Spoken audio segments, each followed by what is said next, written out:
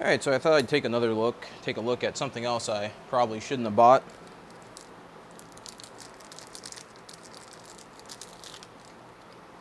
You know, in my last video I asked myself if maybe I just have bad luck. I'm starting to think it's not my luck, it's probably just that I should stop buying parts from China. No idea what the nomenclature stands for. Probably means absolutely nothing. I don't know if it actually, if you were to order this from CXracing and ask for this model number, if you would get this turbo. So when I first started searching for a turbocharger, the intent behind the project was to be as cheap as humanly possible while still being reliable. I know those two things really don't go together ever, but essentially that's what I was doing. I was looking for the best bang for buck. So of course, the turbo came to mind. So after doing some research, I found out that if you're going to buy one of these cheap turbos, the best course of action is to go with a basic journal bearing T3 style turbo, because they're the most commonly reproduced, and they're really the only ones that are actual counterfeits or actual copies of genuine T3 turbo. But essentially I can buy parts for a T3 and rebuild this relatively easily compared to the more exotic Chinese turbos, like the ball bearing ones that usually aren't actually true ball bearing. They're usually half ball bearing. There's usually a journal bearing on the exhaust side and a cartridge ball bearing on the front side, and they don't tend to use a standard size bearing. They may just mill out the center section for whatever they have, and you'll never be able to find something that's going to fit the shaft and the cartridge of your turbo, because they probably just made it work. Meaning that they probably started with a standard T3, milled down the shaft to fit the bearing, and custom cut the turbocharger to fit their parts. And so trying to find anything else that'll fit probably isn't going to happen unless you can actually contact them and go through them. So after doing more research, I kind of determined there's really only people have had relatively good luck buying from multiple vendors. I decided to go with CXracing because they seem to be the closest to a legitimate speed shop. Meaning that they supposedly actually have shop cars. They actually have shown up at drift events, and they have ran their products, and people have had some relatively good experiences with them buying their, between buying their kits and things like that. The problem I found with people that bought their kits were that they just didn't fit the car quite right. The fitment wasn't that great, but other than that, all the parts worked and the car made power and nothing broke. So I went with CXracing. This was 190 bucks. Originally it was a internally wastegated turbo, and I ended up switching to a external wastegate, and I'll tell you why in a moment. So when buying this, I couldn't find any actual specs on it, and so what I did was I found other turbos that they were selling on their website that were similar. So like basically, when I looked this up, the only specs that were available was that it has a 60 AR front housing, which means whatever, 63 exhaust housing, or .63 AR exhaust housing, and .60 compressor housing. It says it's supposed to make about 350 horsepower. It says it's good for Hondas and Civics and a bunch of other random bullshit that really doesn't help you out. When I looked at other turbo, they sell a ball bearing version that looks pretty much the same, and so I just assumed that, hey, maybe it's probably the same specs. So I thought I was buying a T04E 50 trim. Turns out the specs are completely wrong. They were not anywhere close to what I thought they were going to be. They do mention that it has a 3-inch inducer and a 2-inch exducer, which doesn't really make any sense, so that was wrong. So when I pulled this guy apart, that's what I'll go ahead and do for shiggles right now. What's that? It's like a 13, I think. Lucky number 13, never to be found. Literally just had one. 12, 14. Pretty sure those aren't 14s. No, it's definitely a 13. You fucking son of a bitch. Alright, so anyways. Go ahead and pull this compressor housing off.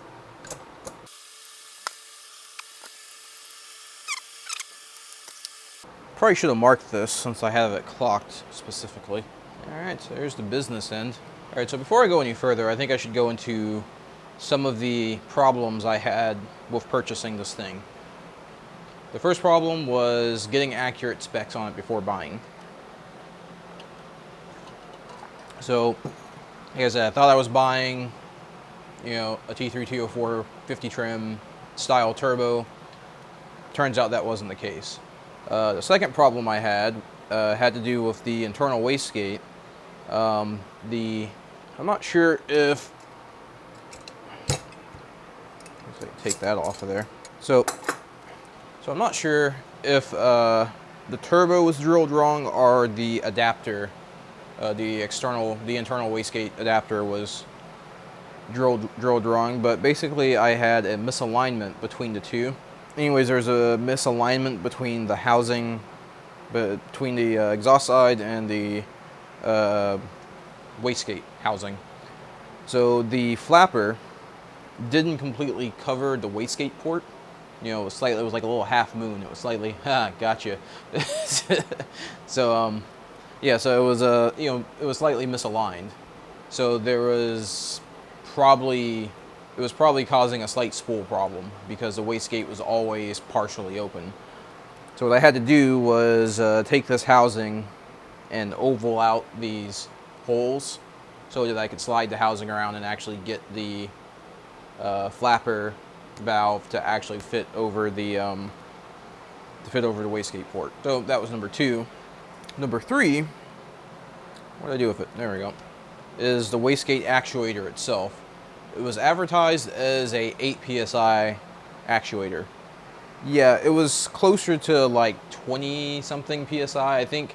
Well, it pegged the map sensor on my ESCORT, so I think the most it'll read is like 21.5 psi, and completely pegged it. So as exhilarating as it felt, wasn't planning on running nearly that much pressure. So the two other things I ignored this and I ignored not being able to find the right spec. Yeah, I figured those are the risks you take when you buy something like this. Is, you know, it's not. There's probably going to be something wrong, but with the wastegate, I actually contacted them or attempted to contact them through their eBay store and directly. And I told them the problem in detail. Told them it was pressure tested and that the wastegate wasn't opening until 25 psi, blah, blah, blah, blah, blah, so on and so forth. And they sent me an email back that simply said, professional installation is highly recommended. Thank you very much, CXracing. Yeah, professional installation. They didn't even attempt to look at the problem or be like, oh, well, my bad. We sell these things for 15 bucks. Let me send you out a new one. It's nothing. You know, so that is what it is, you know. So this is kind of sort of just for CXracing. So this is their 8 psi wastegate. So you see it start to move a little bit. 10 psi, starts to move. Not really open. All past 10, starting to creep there. Starting to creep a little bit more. About 15 psi, it's probably cracked. There's 20 psi. It's probably bleeding off some boost now. But there's fully open at 30. Fully open at 30 psi. Just a little bit past 8. But yeah, completely open at about 26, 27 psi. That seems a little weird to me. So yeah, that was the third thing. So yeah. So if you buy a turbo from CXracing, try your best to verify the specs. Probably avoid internal wastegates altogether, and don't rely on them for any type of realistic customer service, because it just doesn't exist. So the compressor housing looks pretty dang nice. It's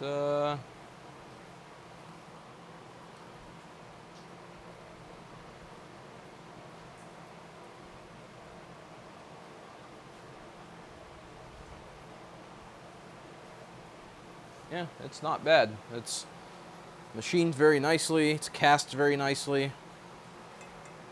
It's some form of aluminum, or some would say Chinesium.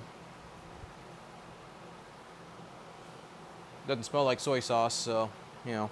But yeah, so quality on that's nice. I mean, the quality on the whole thing's pretty decent. It's not bad, aside from the whole wastegate thing and customer service. So the compressor wheel, pretty nice. You can see where they've actually ground away at it to balance it, so it is balanced. If you buy one of these cheap turbos, make sure it's balanced. That's probably the most crucial thing, because if it's not balanced, it's going to destroy itself within the first few hours of operation. So it is balanced. It does move nicely. I've probably got about 1,000 miles on this thing. I don't know how much longer it'll last, so I can't comment on its durability, its reliability. Yeah, so when I was looking up specs, I was trying to find out, you know, what turbo it actually was. The only specs I could find was 2 and 3, 2-inch and 3-inch. That doesn't really help me any. I think it was referencing the input and output on the housing and not the inducer and exducer. You see the measurements we get there, 2.75 and 2.29. So if you know the math, awesome. If you don't, that equates out to a 70 trim turbo. Well, 69.5 something trim turbo. It's something kind of strange. So after scouring the internet for a few hours, I found what turbo this is modeled after. And the only turbo I could find with those exact measurements was the Garrett T304B H-trim turbo. I used that compressor map to map it out for my car, my little 1.8 liter. And basically, anything past 10 psi, well, that's the best way to say it. At low RPM, at high PSI, it's in the surge. It's on the surge line. Actually, it's beyond the surge line the entire time. Below 10 psi, it's on the map at least. You know, it's decent. So it's probably not best for my small engine. It's probably better suited for like a, you know, medium size, a medium displacement, kind of like a 2.3 or 3 or 4 liter or something like that. It may actually say that on the website too. I think it says 2.3 liter to 4 or something like that, but I figure it's just a little T3, shouldn't be too bad. So yeah, it's basically it's a T3 it's a T04B H trim clone, and it's not really suited for small engines. It worked, you know, when I had it on the car, it would start to spool probably around 3,000. Around 4,000, 4,500 is when it really started to spool. Let's say between like 4.5 to 5,000, it would go from starting to spool to peak boost. I mean, so when it finally did, you know, get off its ass, it came on strong. You know, it would go from it would go from wherever it was to peak within 500 RPM. So my car peak boost was from 5,000 to about 7,000. You know, it kind of laggy. You know, it's pretty laggy for my particular application. So, like I said, if you buy one of these, be sure to find the actual specs of the turbo, or go with something that's kind of been proven. But yeah, so yeah, be very mindful of what you're actually buying. That's probably the biggest complaint, is that I bought something I didn't realize I was buying. So when I was running this, I did have some issues with smoke. I mean, my car was already smoking before the engine build. Definitely started smoking after the turbo was added. I think most of that was attributed to the way my drain was set up. When I tapped the oil pan, I tapped the return right at the oil level. So if I was on an incline, or if I was slowing down or whatever, I felt like oil was sloshing forward into the drain and causing oil to back up into the turbo, and thus causing the turbo to smoke. Any journal bearing turbo will do that. It doesn't have to be a Chinese turbo. When you hear people talk about seals being blown on a journal bearing turbo, that is a myth. That is not something that actually happens. The bearings and surfaces can wear out, but that's due to extended use, or perhaps poor oiling can cause that, and then it may smoke because of that. But journal bearing turbos don't really have any real physical seals to blow. It's all, or at least not blow in the way that people think you can blow them. You know, people think you can blow them by over-pressurizing the journals. And while you will blow some oil, you really won't damage anything. Make sure your oil drains are good. I'm probably going to end up switching this out. I mean, that's not even a 1/2 inch for that great big giant fitting, so I might just go with like a 7/8 barb or something like that, and run it that way. But yeah, you know, that's pretty much it. You know, it's like with everything else I've bought. There were problems. There's problems right out of the box. They weren't major problems. You know, they weren't anything that couldn't have been fixed or corrected.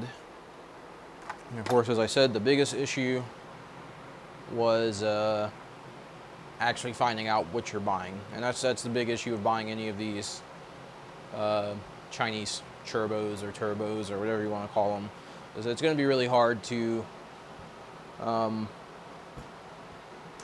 get information from your seller, because chances are the person selling it, it's being drop shipped from some anonymous warehouse in China, which is why I went with CXracing, because I figured, hey, at least I might get something decent, and they have a shop in or they supposedly operate out of California.